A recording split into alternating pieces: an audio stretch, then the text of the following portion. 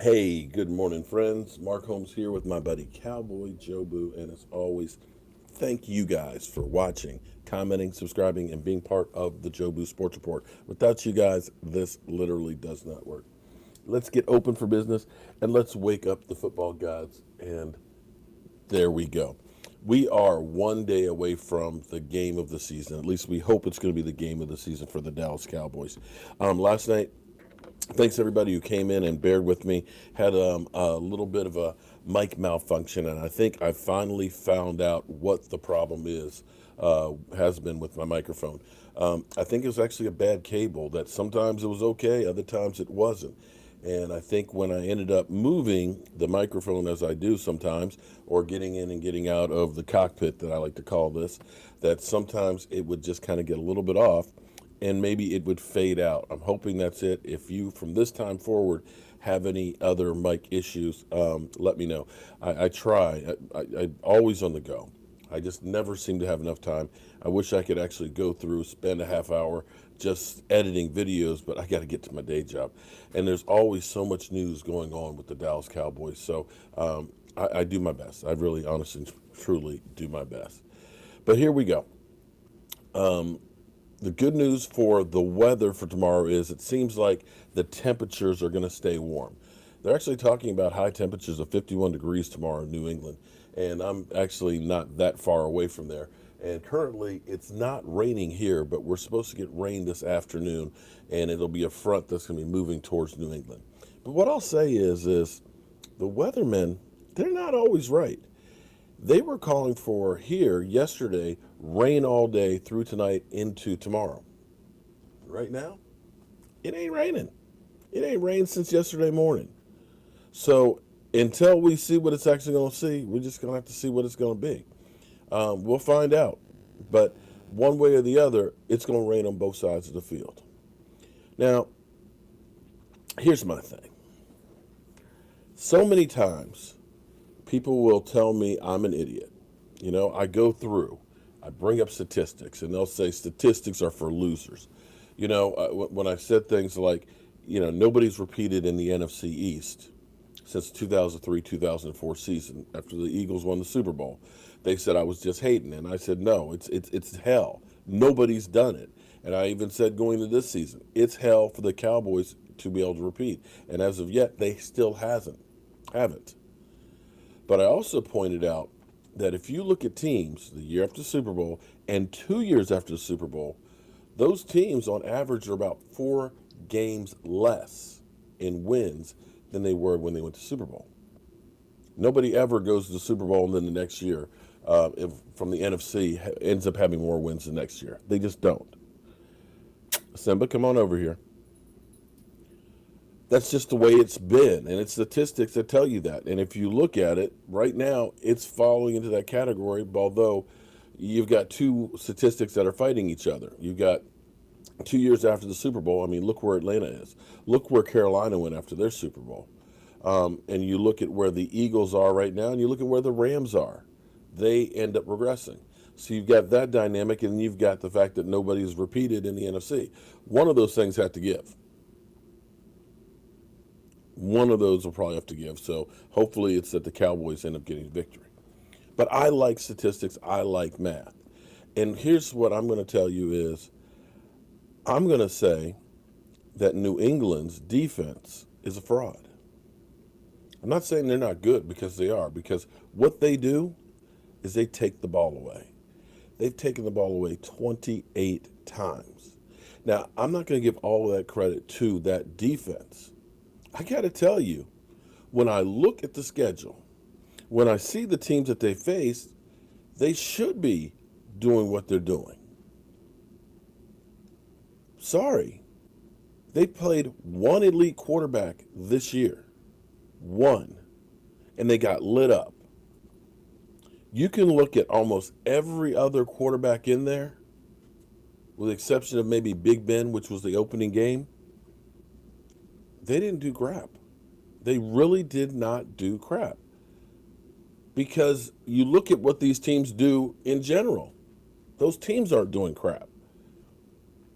They have yet to face an offense, other than Baltimore, like the Dallas Cowboys. Cowboys, number one in yards per game. Baltimore, number two.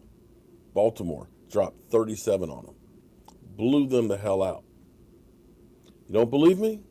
Let's actually go through and you make up your own decisions because I'm going by the statistics. The fact that you end up only giving up 5.6 yards per pass play is understandable when you see the quarterbacks that they faced. All right, let's go through these real quick here. All right, so first game they had, they blew out Pittsburgh. Big Ben's first game. No Le'Veon Bell, no Antonio Brown, and Big Ben, of course, had really nobody, okay? Now, they did an outstanding job. I will give you that to the Steelers.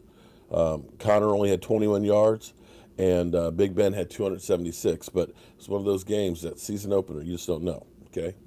Give you guys props on that one. Miami Dolphins, they shut out. Do I need to go through Miami Dolphins?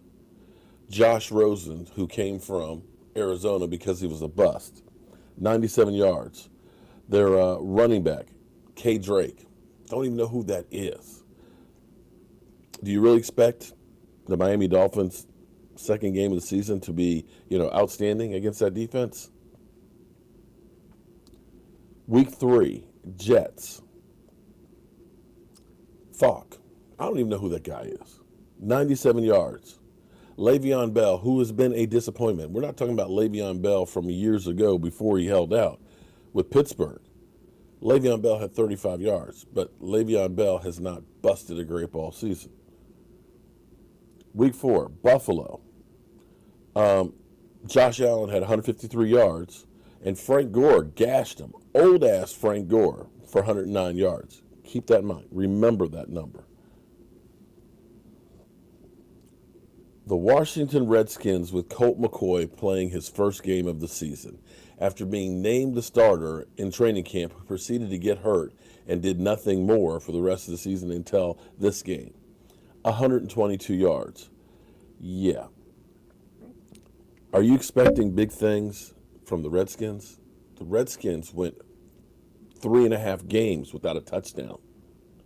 Was that really a challenge for the New England Patriots?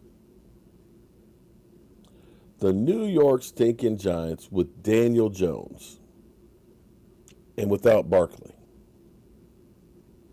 Daniel Jones, 161 yards, a TD. Not exactly, again, elite competition.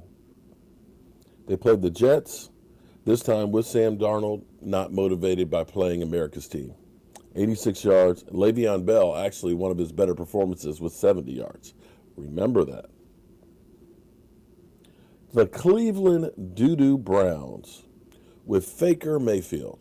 Again, one of his better games, actually. Almost 200 yards and a TD. Nick Chubb, 131 yards rushing. Again, another running game. Here's the interesting one, of course. Lamar Jackson in Baltimore. Lamar only had 163 yards passing, but Ingram had 115 yards running the football. They literally and Lamar Jackson had a boatload of running yards as well. That is the only elite offense that they really faced. And they lost 37-20. The Eagles. Do I need to say anything about the Eagles? Do we believe that the Eagles are actually a great offense? Carson Wentz really did what he usually does, which is about 214 yards a game and a TD. They had no running game, of course, but still, not exactly the best of competition. So, do we believe that this defense is truly the best in football, or is it just because of the teams that they faced? The quarterbacks that they faced that are any good are Big Ben, who got 276 yards, and Baltimore, that got 37 points. This Cowboy offense is totally different than almost everybody other than Baltimore out there. This team He's got an elite running back, and you can see they've given up 100-yard rushers this season. Zeke gets on track. This team is in great shape. This team has not one, not two, but three great receivers. None of those other teams out there had three great receivers, and they go man to man. I'm going to put the advantage on the Dallas Cowboys there. And I can guarantee you that the Dallas Cowboys offensive line is better than every single one of those. So by the numbers and by looking at the competition that they faced, I'm going to take the Dallas Cowboys offense. But let's be honest here. I'm a homer. I am in the tank for my quarterback, Dak Prescott, Zeke Elliott, and this team. I may be shaded a little bit. But as I look at this team, if this team would just play one complete game or played a complete game, there is nobody that this team can't beat. We look at our defense and say, well, our defense stinks, but yet I think total defense, I think we're 7th. Yards per play, I think we're giving up 5.2. Sacks, we got 26. 40, by the way, is kind of that magic number.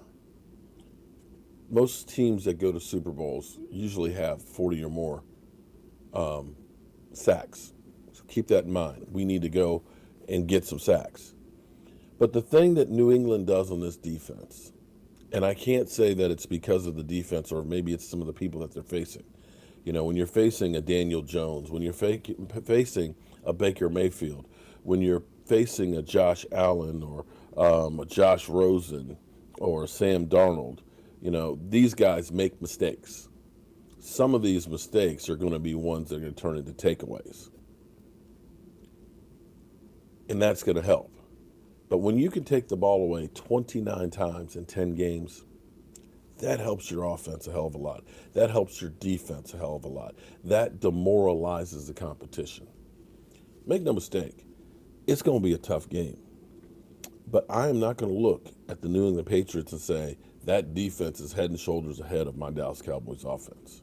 If the Cowboys come out and play a complete game, play to the way they can on defense, they don't have screw-ups by the special teams, and the offense comes to play, we got this. Now, we'll find out if I'm an idiot or not come Sunday. I got a lot to do. Got to go to the store, start getting some chicken wings and get some pork shoulders and be smoking in the rain. But I got to be ready for game day. Tomorrow's big, and I want to make sure I go big. I'm Mark Holmes, and I hope you have a great day. But remember, the next 5 days are huge for the Dallas Cowboys. The biggest 5 days in Jason Garrett's career. I'll see you soon.